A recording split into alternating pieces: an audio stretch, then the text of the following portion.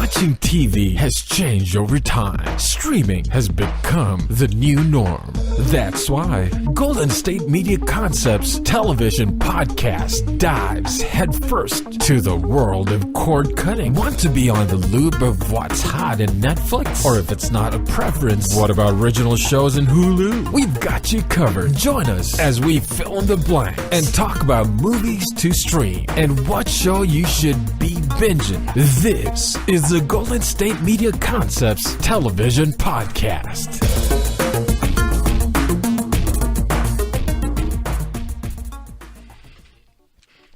Greetings, people of Earth and the known universe. You listen to Golden State Media Concepts television podcast. This is your Captain Keith, and on deck we have Amazon Prime Originals TV series Absentia, YouTube Red, and Cobra Kai. Yes. You ever want to know what happened to the Karate Kid after those three films? We're going to talk about it. Some more on Krypton, the Sci-Fi Network TV series, and some more on Jongo. Because yes, folks, I binged watching, I finished it. So I can't wait to tell you about Jongo as well. All right, so let's get to it. What did I say first? Oh, Absentia. Yeah, I mentioned that. Yeah, we're going to save Cobra Kai for a little bit later. Absentia, Amazon Prime original TV series and streaming. It stars Stana Katic, and you folks may know her from the awesome TV show Castle. They used to be on ABC with her and Nathan Fillion. I loved that show. There's not too many TV shows that have to deal with people being killed and death and murder that excite me, because usually they just kind of bore me or depress me, but I used to love to watch Castle. I love the chemistry between Nathan Fillion and Stana Katic. Yeah, so that was my first, exposure to her, and she was, Beckett. I believe it was Officer Kate Beckett. So I will watch her in anything now. I think she's awesome. So, enough of that. So Absentia, let's talk about what that show is actually about. So so Absentia is, so here's the premise of that show. After being declared dead and in absentia, an FBI agent must reclaim her family, identity, and innocence when she finds herself the prime suspect in a string of murders. So, and it stars Stana Katic, like I said, previously from Castle, Patrick Hosinger, and Cara Theobald. So Stana Katic plays former FBI agent Emily Byrne. Patrick Hosinger plays her husband, Nick Duran. And Cara Theobald plays Nick's current wife, Alice Duran. And Richard Brake plays Conrad Harlow. So basically this show it's a dark thriller.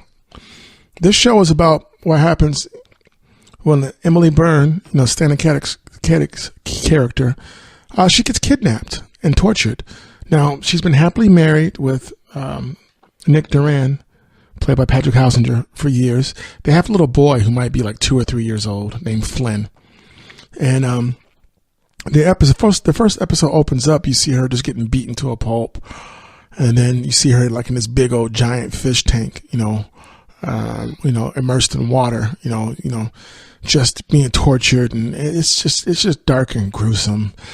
And you can see that her husband is suffering because he's I want to find my wife. And there's this court case going on, and they're convinced that Conrad Harlow, played by Richard Brake, is the guy who kidnapped her and killed her. But they can't find the bodies. They assume that she's dead. He gets convicted, Conrad Harlow, and he's a small, slender, short guy who just looks very evil, sinister, and creepy. A shout out to Richard Brake. Does a great job in this role. Even his voice, it's really cool. And, the court case ends, he gets convicted, he gets sent to jail. And of course, Nick Duran, Emily Byrne's husband, is just trying to confront him at the courthouse as they're taking him away. He's like, "Where'd you put my wife? Where is she? Where is she?" And the guy just smiles at him. So the next scene is 6 years later. We see Nick is happily married to, Cara Theobald, this lady, this blonde hair lady, very, very soft in the eyes. and she has taken to the role of mother to his son Flynn very well. I mean, this is the only person that Flynn knows, basically, because his mom disappeared when he was young, so he doesn't really remember her. And Flynn is played by Patrick McCauley. He's the son. So, and there's a real moving scene between Flynn and Alice where he tells her, he says, "You're my mom," and of course, I mean, that's the one he knows. So, you see Nick, Alice, and Flynn, and they seem like a real happy family. Everything's going fine. All is perfect, and that life. But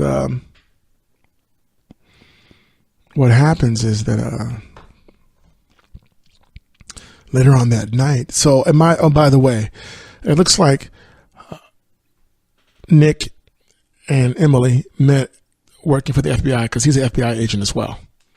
So we're going to assume that that's how they met. Maybe fell in love that way, but we haven't gotten that backstory yet. But I'm not that far into the show to see that. So, but I gotta tell you, I've been enjoying the show. So as I was saying before, so Nick, Alice, and Flynn are at home. It's nighttime. Nick's in bed sleeping with his wife. He's, the phone rings, and it's Conrad Harlow on the phone. And Harlow's like, "Hey, I'm sure you're in bed with your new wife right now, but just to let you know, let me tell you where you can find Emily." He goes, "And you better hurry up because you only have about a half hour." So, of course, Nick freaks out, jumps out of the bed, and he's like, "What?" And he starts putting his clothes on. And where is she? And of course, Alice is freaked out because she doesn't know why her husband's running out of the bed, all frantic on the phone.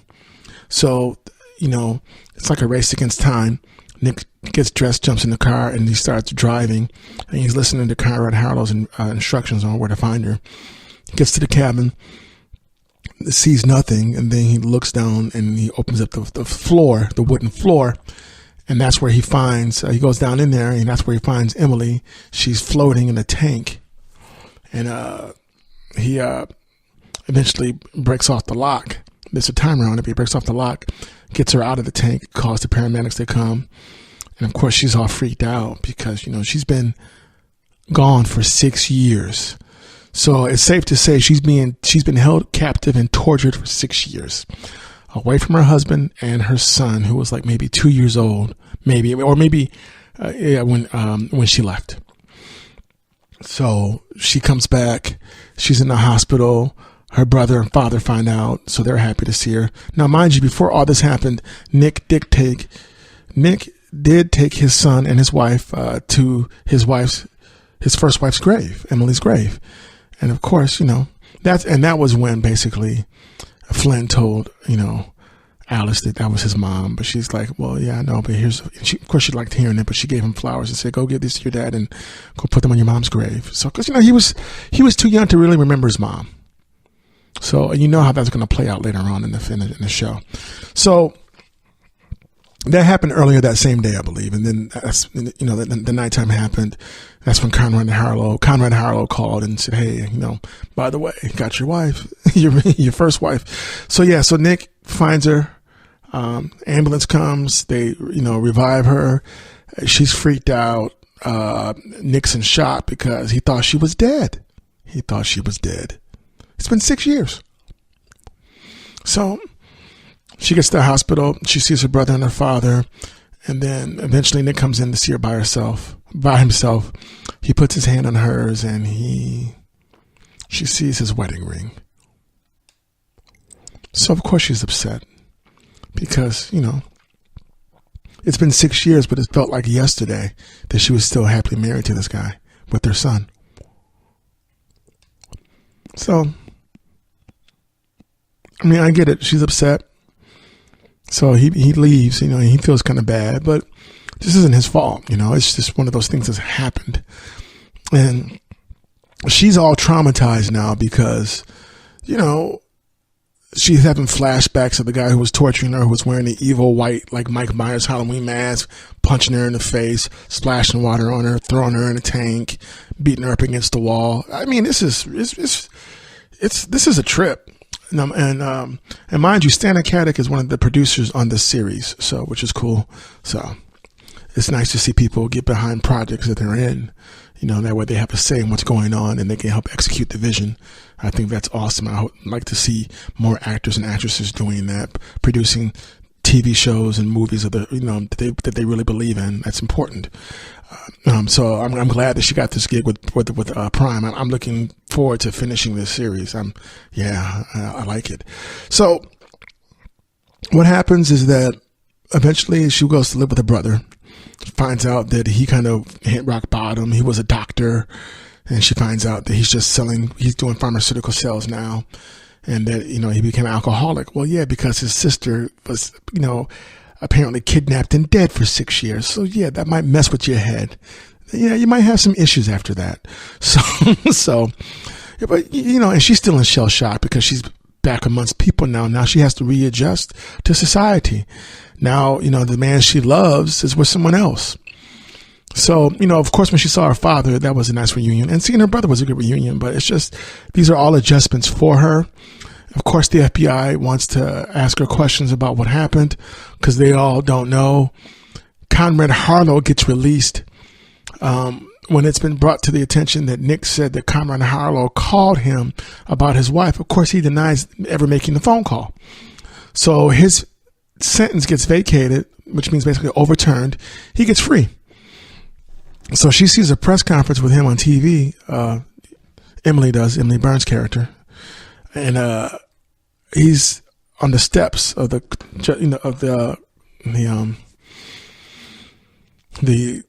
Justice Hall of Justice. I almost want to say Justice League, but it's not. Courthouse. He's on the steps of the courthouse with all the hungry, thirsty reporters. They're like, "Oh, what do you have to say? What's going on? You're an innocent man. You were innocent all this time." He goes, "Look, I was a victim, and so was Emily Byrne, and I know how that feels. And may they find her killer." He's putting on a good show. He doesn't mean it, but it sounds good, and they can't prove that he didn't do it. I mean, they can't prove that he did it. They had to let him go legally because she wasn't dead. And they have no conclusive evidence that he's the one who held her captive. Now, I don't know why they didn't trace the phone call that was made to Nick late at night from Harlow to prove that it was Harlow, but he may have made that call from a payphone or a burner phone. We don't have that information yet. So bottom line, Emily's afraid to leave the apartment because she starts freaking out and she starts seeing visions of the guy who tortured her with the mask on. So she's almost kind of agoraphobic. Well, not agoraphobic, but she's just shell-shocked. How else would you say it? PTSD sounds like, basically. So when she sees her son for the first time in years and she sees Nick's new wife, if looks could kill, the look she gave the wife, and you feel bad for the wife because the wife hasn't done anything wrong. She's been loving and supportive. She married a man who had a son who needed a father, who needed a mother, and she's been a mother. So you like her character. You when you watch the show, you're empathetic and sympathetic to everybody involved because, of course, Emily Byrne is going to feel some kind of way after being kidnapped for 6 years and held away from the two men that she loved the most. Of course, Nick is going to be tripping out, feeling some kind of way because his first wife is back, the woman he loved. He thought she was dead. And of course, the son doesn't really know her. He just knows Alice. And of course, Alice hasn't done anything wrong. All she's guilty of is loving somebody and being a mom. So, I mean, the dynamics are great. I mean, you wonder, well, wow, what's going to happen? How is this going to play out? And I don't know. I can't wait to find out. But when Conrad Harlow gets released and Emily sees that, she goes to visit him at a place where he's swimming pool somewhere, and she goes and she confronts him. He talks to her. He doesn't say too much. He goes, I knew you'd show up, just didn't know when. And he's looking all clever and sly, like he's just the smartest man in the room. Walks over casually to the phone. I guess he calls the police and they come and arrest her. Then the next day he winds up floating dead in the pool. But you also find out that there's someone comes forward and states that Emily was seen 2 weeks ago arguing with somebody. But we're like, how was that possible? She was locked up in a giant fish tank for 6 years. So now they're trying to make it look like Emily is killing people when she was disappeared. And they're like, oh, did she kidnap herself? So that's an issue going on. Now, plus, she goes to meet her son and he doesn't really know her, so he's not really close to her. And that kind of hurts her. But Nick is like, just give it some time. And Nick is just very confident you guys will be fine. So, and then Alice tries to say hi to Emily. And Emily looks at her like, I could kill you. And, Emily's hurt because he moved on, but she's not thinking about it from his perspective. She's not understanding that he's going through it too, because you got 2 wives now. And because basically, legally speaking, it's going to come out that your second wife is not your wife because you're still married to Emily. That's going to get dicey. So, Emily struggles to gain her life back and to deal with the fact that everyone's moved on 6 years later. And the last episode I watched, she was able to spend some more time with her son Flynn. She took him go-kart racing and they started bonding. So she started to feel better about it. So, and before she went to go see him, Emily says to Nick, why do you trust me with him? And he's like, because I do, because I care, Basically, he was saying, I still love you. I never stopped, in so many words. And you and him would be fine. Which kind of just makes it harder for her, because that just makes her, she still loves him. She's just angry with him right now. It's easier to be angry with him than to understand that he's going through it too. He's not going through what she's going through, but they're all victims in this situation. But it looks like this former FBI agent is being set up for murder when she's the victim. And we don't know where this is going to go, because now Conrad Harlow gets killed after she gets arrested, trying to approach him about what he did. Next day he winds up dead. So of course she's a suspect. So, but this is an Amazon Prime original series called Absentia. It's very good. I love thrillers like this. I encourage you to check it out if you can. If you got Amazon Prime, they're doing it. So Amazon Prime and Netflix. I will be conquering Hulu soon enough. But yeah, more with television and this podcast and some other shows after this break. Want to know the latest and hottest music hitting the airwaves? Don't be left out. Listen to the Golden State Media Concepts Music Podcast. Keith keeps you on the loop with everything you need to know from pop, rock, hip-hop, and the top 40. And we'll throw in news of your favorite artists, concert and tour dates, and so much more. Listen no further, because this is the gold standard in music podcast.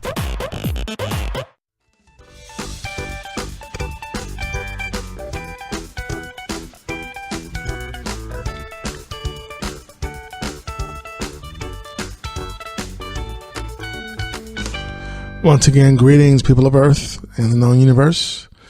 You're listening to Golden State Media Concepts television podcast. This is your Captain Keith, and we just finished talking about Absentia, the Amazon Prime original TV series, streaming series. Now I want to talk about, we talked about Jongo last week. I wanted to give you an update on Jongo. I finished it. I'll let you know this, the first season was awesome.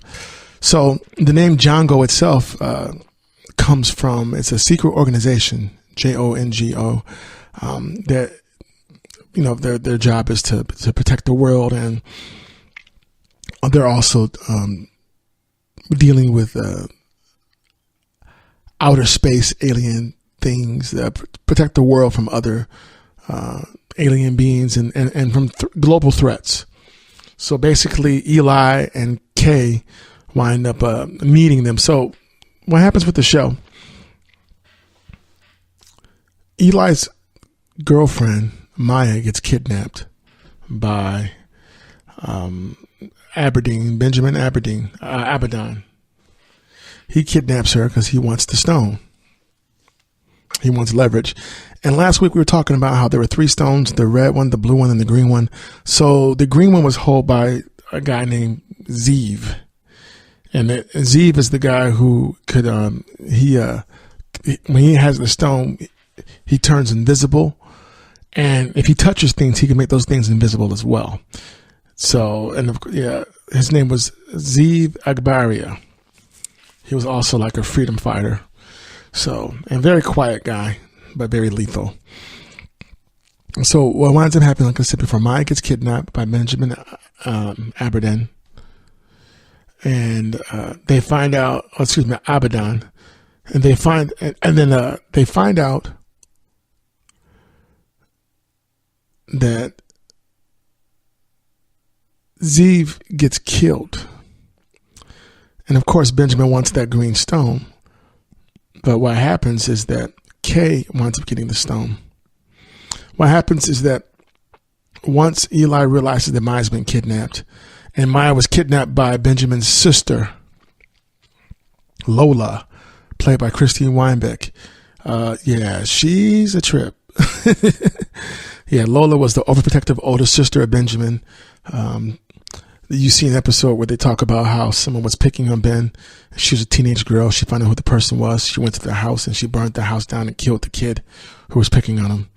But because they had money, they were able to send her away and keep it on the hush hush. But yeah, and she walks around with this white porcelain doll that looks very kind of possessed. And she thinks the doll is alive. And she calls that doll her baby. Yeah. So yeah, a whole fresh new kind of crazy. So, but Lola and Benjamin are very close. And Benjamin has this girlfriend who doesn't like Lola, and Lola doesn't like her. So, and that's really interesting in itself. And so basically, like I said, so Benjamin tells Lola, well, why don't you befriend Maya, since you're both artists, you like to paint, and she's an artist as well. So Lola goes over to visit Maya and gives her a song and pony dance. And she takes this syringe and shoots it in the neck. That's how she's able to kidnap Maya. So when Eli realizes that Maya's gone, because he had to go save Kay, because Benjamin's people, his main henchman, Klaus. Oh man, Klaus is fun. Played by Chris Van Ridensburg. Klaus Engel is the guy. He's like a double agent. Klaus is working for Benjamin, but he hates Benjamin, and he wants to overthrow Benjamin. And Benjamin's girlfriend is working with Klaus, but they don't know that she's actually a secret agent working for Jongo. And that and Benjamin don't know that Klaus is actually a Nazi, who his grandfather was a Nazi and his uncle was a Nazi. His grandfather's dead, and Klaus is angry because he feels like the Abaddon stole their heritage, these stones and the mining. So he's trying to infiltrate Benjamin's network so he can kill him and take the stone for himself. Benjamin plays, of course, played by Barthol Van Tader, Benjamin Abaddon. So yeah, Klaus is, he's a great villain. He's just this evil Nazi dude swearing in German and loves his uncle. And there's a scene where it's so twisted. The uncle puts on his Third Reich uniform outside in the backyard, and he's got this dude beaten to a pulp. So there's this white guy who's beaten and bloody to a pulp, and and I guess Klaus's uncle's I don't know if it's a butler or who he was, or his manservant, was the black guy who is making sure that the guy who's beaten up, who's a white dude, is staying still right at the edge of the pool, and he's all bloodied and tied up. So, and Klaus's uncle shoots fires his gun, but it goes past the guy's ears. He's like, and the uncle's like, "Oh, I just wanted to make sure that you were still alive." So he's just torturing the guy. And then Klaus shows up and gives them a hug, and he's like, "Oh, you look great." And the uncle shows Klaus the gun that he's using. And Klaus is like, "You should be honored and grateful that he's using this gun that was used to kill the Führer. Everyone thinks the Führer killed himself. No, he was shot by one of us. This is an honor that this gun is being used on you." So yeah, Klaus is a nutcase, but he's fun to watch. It's fun to watch him go into his little tantrums, and just, it's just, because when you first see me, like, oh, evil mad scientist guy, but it goes deeper. Yeah. So Eli and Kay, they kidnap Zeev. They find Zeev, they kidnap him, they tie him up, take his stone, and they're like, where's my girlfriend? And Zeev is like smiling first, like, I don't have her. And Eli's like, look, you got this amount of time before I hurt you. And Zeev is like, just give me the phone and dial 8 or dial this to hit this button. And that way I can find out where she is. I'll be able to ask Benjamin. Now, of course, that sounds kind of, when you think about what his request was, that's shady.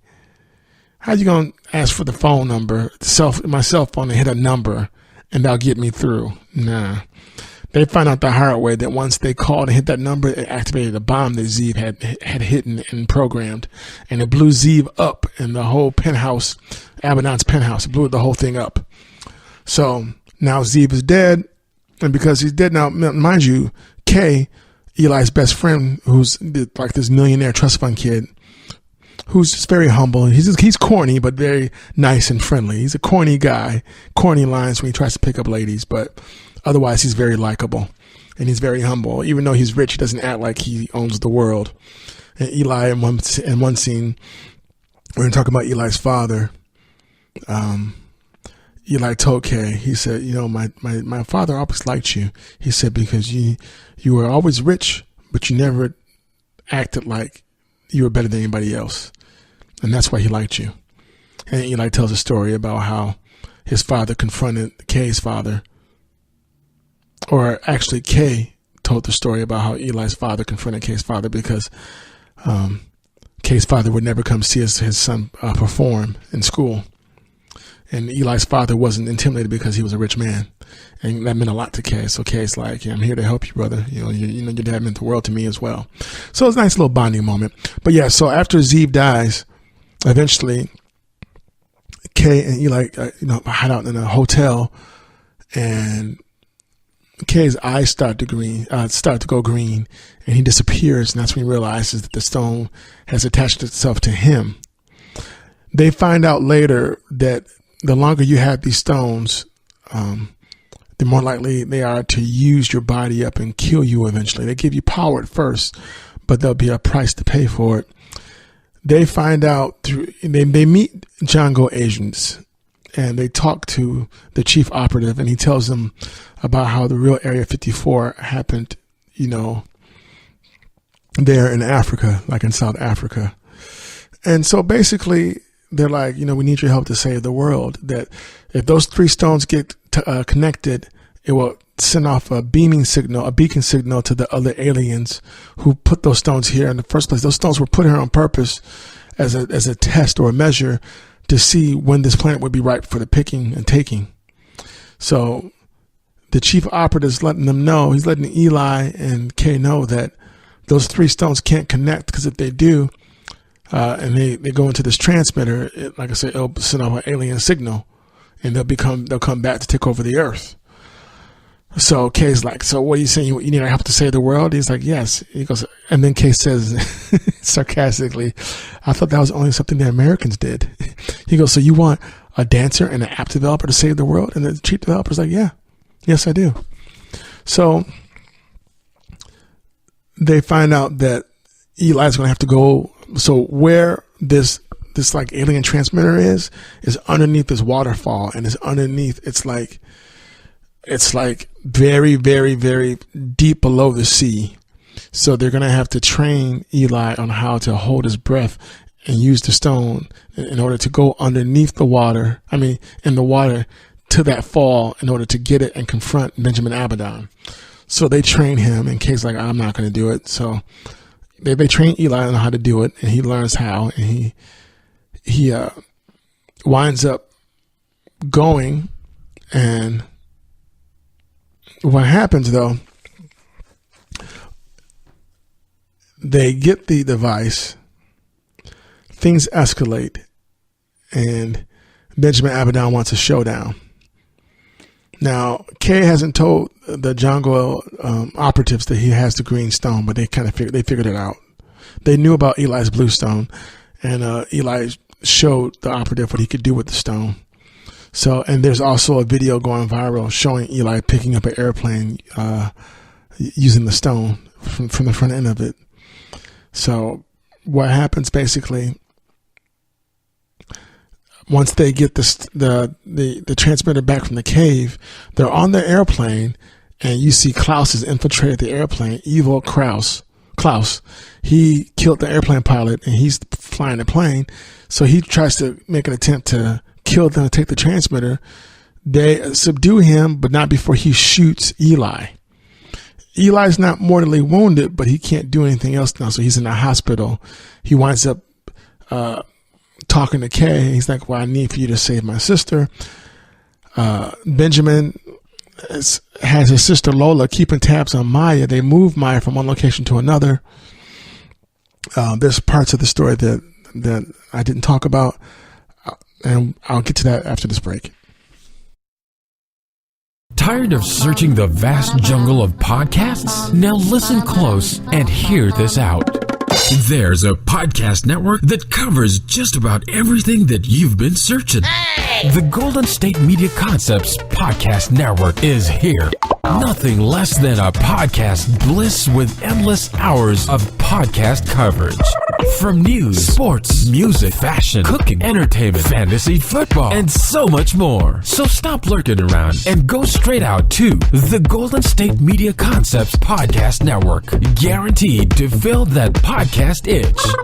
Whatever it may be. Visit us at www.gsmcpodcast.com. Follow us on Facebook and Twitter, and download us on iTunes, SoundCloud, and Google Play.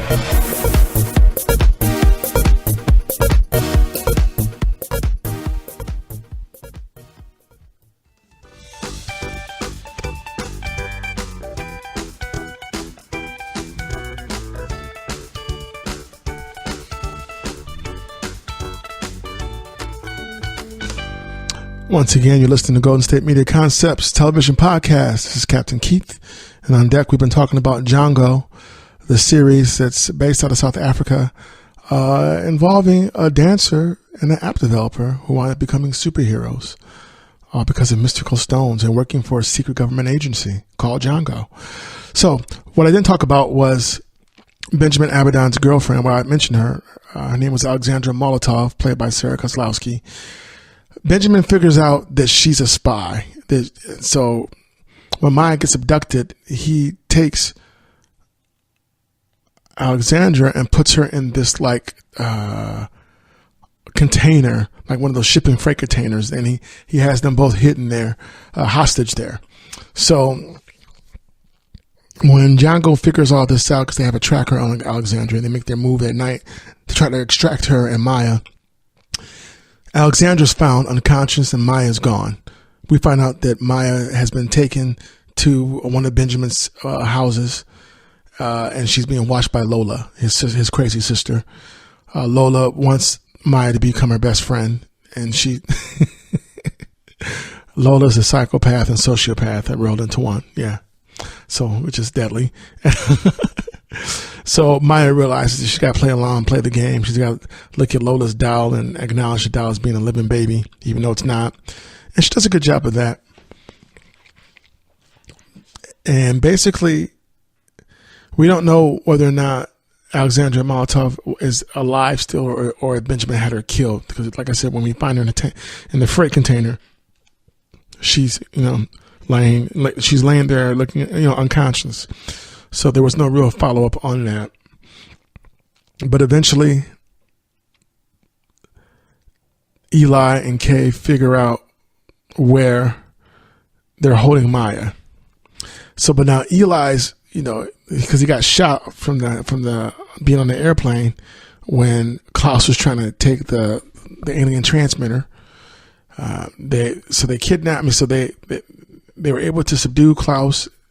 They start interrogating him. Kay goes to visit Eli, and Eli's like, "Hey, I need you to do this now because I'm down. I can't." And Kay's like, "I got you. I'm here. I'm in it to win it." And before Kay leaves the hospital bedroom, in the hospital room, Eli's like, "Hey, wait." You find out later that they switched the stones.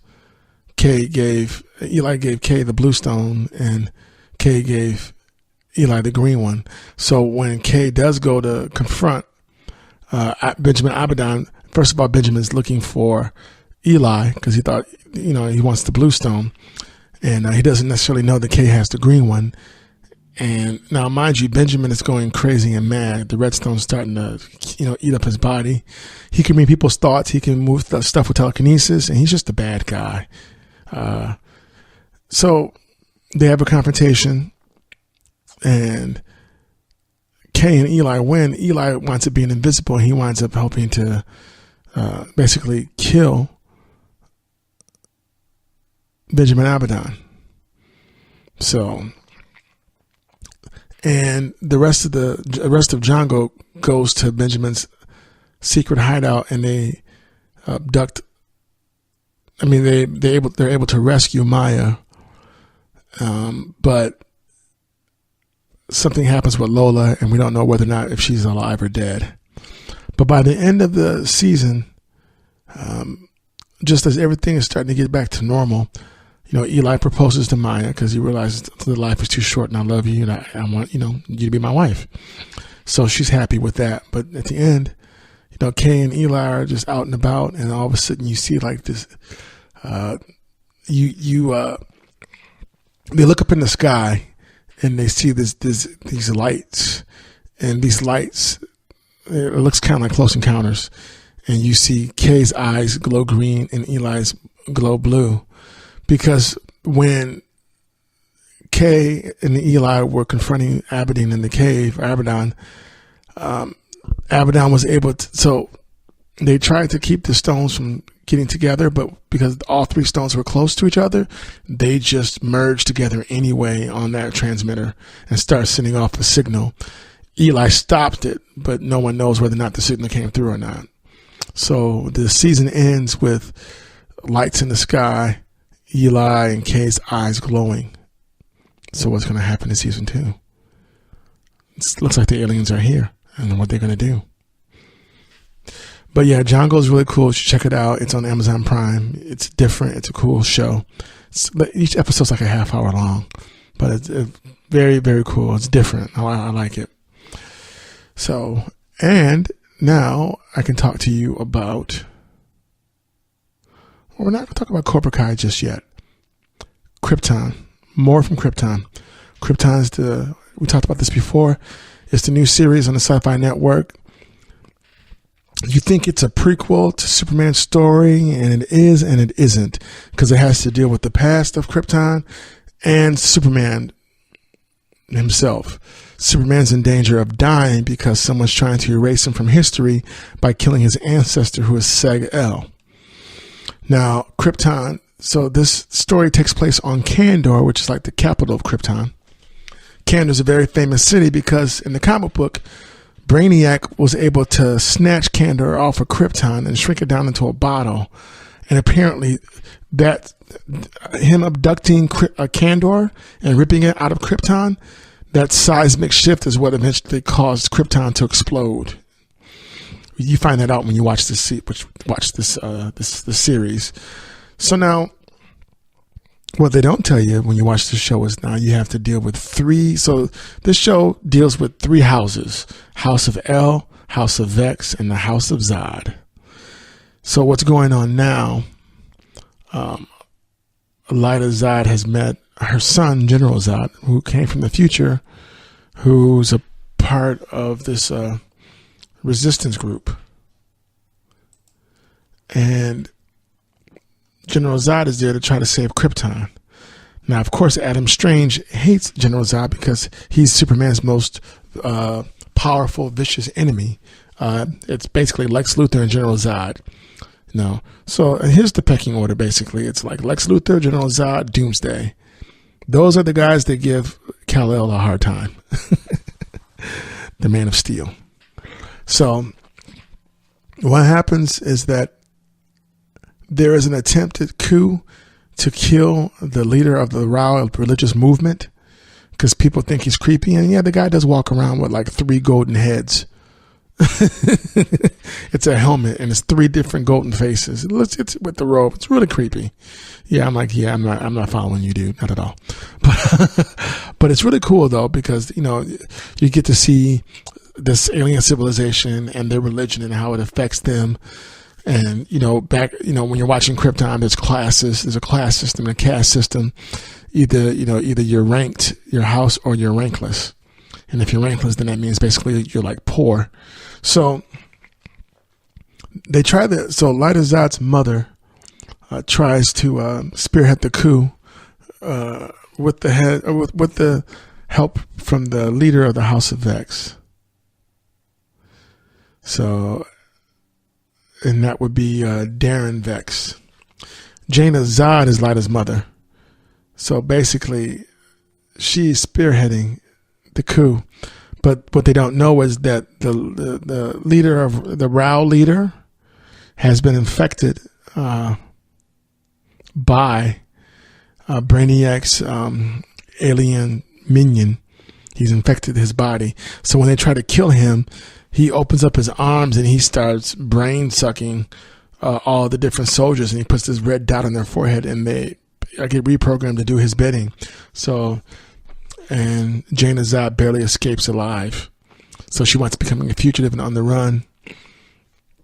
And what happens is eventually Lyta and her betrothed Dev M, played by Aaron Pierre, they wind up finding where she is. And when they find her out in the, and it's out in this like snowy part of Kandor, Lyta's like, it's good to see you. And she takes off her, her hood and her mask. And then when Dev does it, they don't realize that, oh, he's been infected by Brainiac. He's got a red dot on his head, this red thing. So they wind up, and he tries to plead with them to come with him so they can be a part of Brainiac's, world. Because Dev is like, he's shown me things that you could never imagine. And they're like, no, we're not doing it. So they wind up shooting him and shooting off his arm, and he passes out. And that's when basically Lyta and Jaina Zod hook up with Seg-El. And Seg-El, once again, is Jor-El's father, Superman's grandfather, Kal-El's grandfather. So they all wind up working together as a part of the resistance. And Lyta tells her mother, you have someone to meet. And then Jaina was like, you knew about Brainiac? And Lyta was like, yeah. She goes, how come you didn't tell me? He goes, well, would you have believed me if I told you? And Jaina was like, no, I wouldn't have. Yeah, her mother is very hardcore. I mean, Jaina Zod is a soldier, and she has lots of integrity and honor. She takes, protecting Kandor very seriously, and her military position very seriously. She's, her house is a very strong house of honor. So the Zods are very prominent within the society. So when Lyta tells her mom, I have someone for you to meet, the next scene is Jaina Zod looking at her grandson, General Zod, played by Colin Salmon. Jaina Zod is played by Anne Agbomo. But yeah, Colin Salmon plays General Zod. So we don't know what General Zod's first name is. So I look forward to them letting us know about that, so we can know what to call him besides General Zod, because his grandma was General Zod too. So she looks at him just this hard stare, and she's like, "Who's your father?" And then General Zod looks at his mother, and he's like, "You really want me to go there? Talk about it?" She's like, "Okay." And he says, "My father, I don't know who he was. He was a soldier that died in the war. But I suspect his father might be Dev M. So we'll find out what happens with that." Now, mind you, we talked about Darren Vex, who's the leader who masterminded this coup that blew up in his face. So when he goes to see the leader of Rao, the leader of Rao knows that Darren Vex is lying and that he's the one who set the whole thing up. But he decides to spare Darren, and let him live if he goes after those conspirators that if he goes and kills his co-conspirators. Because he says, well, how do you propose that, we handle this? He goes, I would kill them all. You have to show a force to scare people. So you find out that Darren Vex is basically a coward. And then, the leader of Rao is like, so, Vex, Darren, did you have anyone else helping you with this? And you don't forget, I know when you're lying, I know if you lie to me, I can hear your heart skip. And then he says, yeah, my daughter, she was a part of it too. She goes, you know what you must do? He goes, yes, I will kill my daughter. So he goes to try to kill his daughter, just to cover his own butt. Nissa Vex, played by Waleed Day. And he sees her on the couch, and he tells her, hey, I love you. You're almost my favorite, and I'm sorry I have to do this. He fires the gun, but it's a mirror. It's not really her. She's behind him, and she has a knife to his throat. And she's like, I never thought you would do this, but you did. And she just, at that point, her heart, is broken because her own father tried to kill her. So she realizes that she's been on the wrong side of things for a while. So now she's considered a fugitive and, someone committing treason. So she's on the run now. And Seg finds this out. He's like, I got to save her. And Lyda's like, why do you owe her anything? Lyda's jealous because Seg is bound to marry Nissa Vex, just like Lyda Zod's bound to marry Dev M. So these arranged marriages within the Kryptonian culture. And Seg tells her, hey, when I told her I needed to save your life, she didn't hesitate to help me. So what you're finding out is that Seg actually has some feelings for Nessa. So basically what winds up happening in the last episode I watched, there's a scene where he's on this spacecraft or flying craft or a hovercraft or plane, whatever you call what they're flying. And he's flying with Nissa and Lyda, and he's like in the middle. And it's just a very tense moment because both of these women are basically like in love with him. So, and of course Lyda's a little bit jealous because she's like, he's supposed to be married. She feels threatened because he's supposed to marry this girl. And they already have a child in the birth chamber that's been conceived but hasn't been born yet. So basically, General Zod gets to meet and know his grandmother Jaina. So the three Zods are together, and now Jaina has to become a part of the resistance, and they have to figure out how to take out the leader of Rao. And it just gets more complicated because Adam Strange has a falling out with Seg-El because he lied and didn't tell him that Krypton was going to explode 200 years from now. So Seg is like, how can I trust you? Do you think think I would want to know about that? This is my world. So, and Seg-El has a right to be upset with Adam because you shouldn't hold that kind of information from him because of course you don't want your world and all the people on it to die just so your grandson could be flown to Earth. Yeah, that's, so you don't know what's going to happen. Is Superman going to survive or is he going to get wiped out? If Seg-El dies, then Superman dies. So is Superman going to look the same when they come back to the future? Who is Jor-El? Is Jor-El going to be with Lara or is he going to wind up with Lyda Zod? I mean, everything's starting to change. And Dev M, you think he's dead, but he's not. They bring him back to life. And they still have to go after Brainiac. They managed to subdue his minion, but Brainiac is still out there. So, and the last scene, the last episode I saw, Brainiac had befriended this young orphan girl, or his minion did, and his minion convinced her to take to let him inhabit her body. So when she goes back to see Seg's best friend who's been watching her, he's looking to blow up and kill Seg. Adam Strange figures it out, follows her, and he stops that from happening. He puts a force field around him and the girl as she blows herself up, and then takes him somewhere else, and that's when it cut off. I didn't see who he saw when he saved their life and disappeared.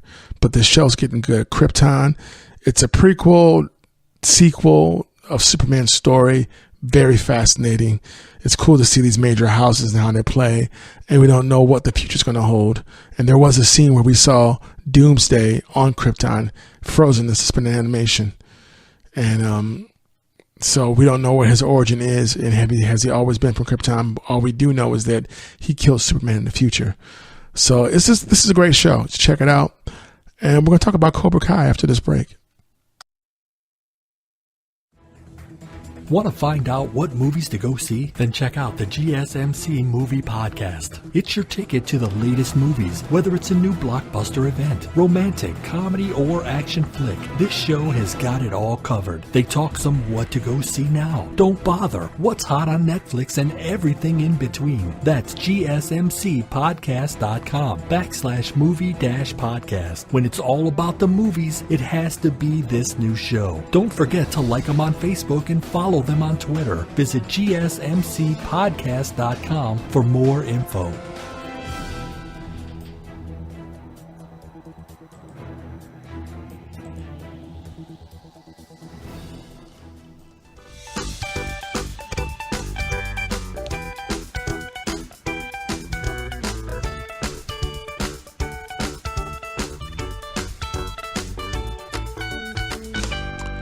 And welcome back, folks. Once again, you're listening to Golden State Media Concepts television podcast. This is your Captain Keith. And on deck, we were just talking about Krypton, more episodes.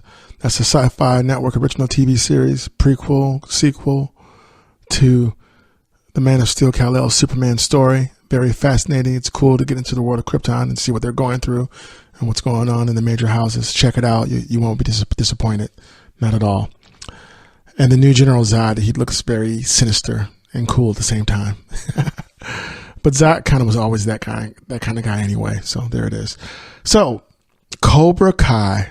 Yes. YouTube Red original series, folks. They got me. Where do I start? So Cobra Kai is based off of the classic, legendary, iconic Karate Kid films with Ralph Macchio, and Pat, was it Morita? Mr. Miyagi. I forget his name right now, but may he rest in peace. The actor, he died. Great movies. This series is set 30 years after the events of 1984 at the All Valley Karate Tournament. The series focuses on Johnny Lawrence reopening the Cobra Kai dojo, which causes his rivalry with Daniel LaRusso to be reignited. And Daniel LaRusso is played by Ralph Macchio. And William Zabka plays Johnny Lawrence. And Courtney Hengler plays Amanda LaRusso, Ralph's wife. Daniel LaRusso's wife. So the series opens up and Johnny Lawrence just seems like a loser. He's just always drunk. He's a loner. He's caught in a time warp. He's politically incorrect and just rude, and just seems like he's hating his life. And he'll be sitting there in his apartment drinking beers, and a commercial come on for a car dealership, and it's LaRusso's Automotive, and he will cut the prices, and he's doing his karate chops and stuff. And every time Johnny sees these commercials, he has to turn it because he just can't see it, because he doesn't want to see all the success that Daniel LaRusso has made for himself ever since the whole tournament. Because after that tournament, and after Johnny lost it to Daniel, it all went downhill for him. His sensei, Kreese, just kind of belittled him and humiliated him. He was just a real bad, negative role model for him. But the show is really cool because he gets to go into Johnny's background, and you get to see what made him who he was and why he was the way he was. And you wind up having some empathy and sympathy for the guy, because you find out that he's not really a bad guy. So it's really, and you know what they say too, there's three sides to a story: yours, mine, and the truth. And you get to see that when you watch the series. And by the way, this series is produced by Ralph Macchio and William Zabka, Daniel LaRusso, and Johnny Lawrence. And it's also executive produced by Will Smith for Overbrook Entertainment, which is his production company that he has with his wife, Jada Pinkett Smith. So I thought that was very cool when I saw the credits to see that. And it makes sense because, their son did the remake of Karate Kid, which was great, with Jaden Smith and Jackie Chan. So it's all love. It's really cool. So other main characters are Miguel Diaz, played by Zolo Mariduena, if I'm saying his name right. Tanner Buchanan plays Robbie King, who is Johnny Lawrence's son. But so we'll get into that. And Mary Mouser plays Samantha LaRusso. That's Daniel's oldest child, his daughter. And then Nicole Brown plays Aisha. And Aisha is like this adorable girl who was like, you know, she's the big girl in high school, and she's a geek nerd, and she's very shy and very smart. And she's always been friends with Sam LaRusso. But now Sam is pretty, and she's in the popular mean girl crowd. So she doesn't have too much time for Nicole. So what's cool about this series is that, like I said, so when it opens up, Johnny Lawrence just seems like a loser. He's driving this beat up Firebird Trans Am that's rusted and everything. And he hates his life. He's got a son that he doesn't see. And, you know, he had a job that he got fired from, installing like big screen TVs at this woman's house. And when you see him install the TV, this woman is yelling at him because she's like, he put it on the wrong wall. And when I first see the scene, I'm thinking this might be his ex-wife or something, because the way she's talking to him, she's just really rude and just like dismissive. And I'm just like, there's no way that this is a customer. But you find out that it was a customer. And she's like, you put it on the wrong wall. He goes, well, I can fix it. He's like, you don't have to be a bee about it. And she said, what did you call me? And he said, you don't have to be a bee about it. So the next scene, he's on the phone and he's talking to his boss, and his boss is like, did you call her a bee? He's like, no, I didn't call her a bee. And he gets fired. He goes, well, you better pay me what you owe me. So that happens. Johnny's taking out his garbage, and he lives next door to this kid, Miguel, you know. And Johnny says like these really racist remarks to him, like, listen, Menudo, you know, I'm not trying to make friends here. I just live here. He goes, yeah, you know, the garbage doesn't come on time and it's broke. You know, that's just how I've been here for so and so years. So there it is. So basically Johnny doesn't want to make friends, and he's being kind of offensive to this kid he doesn't even know. But later on you find out that Johnny just needs a purpose in his life. He doesn't really have one anymore. And what happens is that after he gets fired, he gets drunk, and he goes to this liquor store, and he goes to get a pizza, and the guy behind the counter palms the pizza in his hand. And Johnny's like, are you going to put gloves on? And I'm like, dude, why are you going to buy that pizza that's in this guy's hand with no gloves on? Johnny buys the pizza, goes outside, starts eating it. And his neighbor, the kid Miguel, who he just was kind of rude and dismissive to, is in the store getting something, I believe, for his grandmother or his mother. And these you know, these punk kids from high school come up, and they see him, and they start picking on him and messing with him. And they start, you know, kind of roughing him up. And then basically something happens where one of them like kind of hits Johnny's car. That's when Johnny gets up. He's like, leave the kid alone. And they're like, oh, what are you going to do, Grandpa? So next thing you know, Johnny starts beating him up with his karate. He's sorry he hasn't practiced in a while.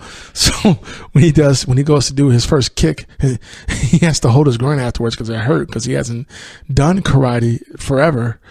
But what happens then is that, you know, he kicks those kids' butt, and they run off, and Miguel's very grateful. And Miguel's like, that's, you know, what is that? Can you teach me that? And Johnny's like, no, just leave me alone. Johnny goes back home, and he's drinking, and he gets all these notes because he's late on his bills. And, you know, his stepfather comes by with the check. And he talks to him. He goes, I promise your mother I'll take care of you. You find out then that Johnny's mom is gone. And the stepfather is played by Lou Grant. So it's good. He still acts, and he's still doing his thing. He plays like a mean, cantankerous old man, similar to the character he had on the Boondocks. He gives him a check, and, well, you know, and Johnny's like, I don't need your money. He rips the check up, kind of being too proud. He's like, whatever. And, you know, and Johnny's stepdad is like, have you seen your son? And Johnny gets quiet. And so you find out that Johnny's a deadbeat dad. And so basically he has an epiphany. I think he's watching a commercial on TV, and it's said in the commercial, you know, when was the last time that you felt good? What made you feel good in your life? And you can see the smile on Johnny's face, and he thinks about when he kicked those guys' butts. And he remembers how he felt good doing karate. So he decides he wants to open up a dojo. So he goes and he gets the check that he ripped up, and he tapes it back together so he can use that money to buy some studio space. And he tells Miguel, his neighbor, were you serious about wanting the lessons? He's like, yeah. Goes, okay, I'll teach you. So then, Miguel starts to meet with him in private because Miguel's overprotective mother can't find out that he's taking, karate lessons. And Cobra Kai is the form of karate that Johnny Lawrence learned back in the first Karate Kid movie. Cobra Kai, it was a real dominant force. So Daniel LaRusso learned his way. He hates Cobra Kai because of what happened in high school. But this is what brings Johnny back to life. And you see him climb himself basically out of the gutter and started to live again and be happy. He's mentoring his neighbor. And, they talk. And it's just, it's really cool and it's very likable. It's a really good show. I watched all of it. I want to tell you more about it, and I will. Running out of time, but I promise we'll do more with Cobra Kai probably next week. But it's a YouTube Red original series. And the episodes are like a half hour long. I binged watched the whole thing. I can't wait for season 2.